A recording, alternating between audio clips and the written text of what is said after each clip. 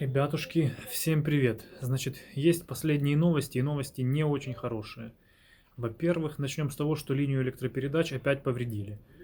Повредили на территории, которую занимают российские оккупанты, российские войска.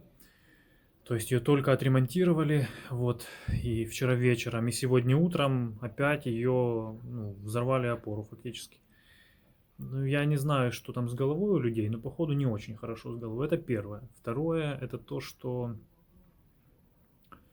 на станции фактически сейчас бунт.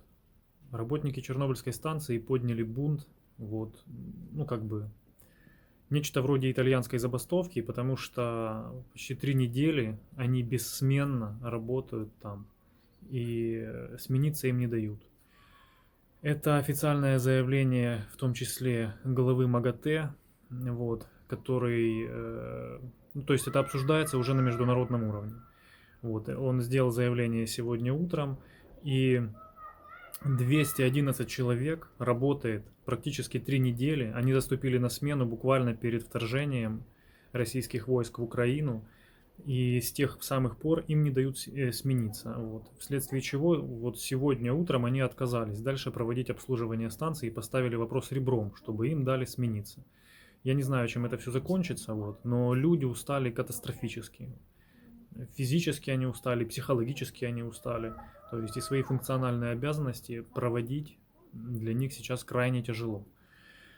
И я абсолютно их понимаю. Кроме того, следует учесть, что ну, как бы им урезают питание, им не дают нормально питаться, вследствие чего мы, сталкеры, поотдавали все свои сохраны, которые были спрятаны в Припяти, просто чтобы ну, хоть как-то их поддержать. Хотя, конечно, на 211 человек это капля в море, но, с другой стороны, и сохранов там было не 2 и не 3. Вот, то есть десятки сталкеров поотдавали массу своих сохранов, вот, чтобы как-то поддержать работников, и это медицинский факт.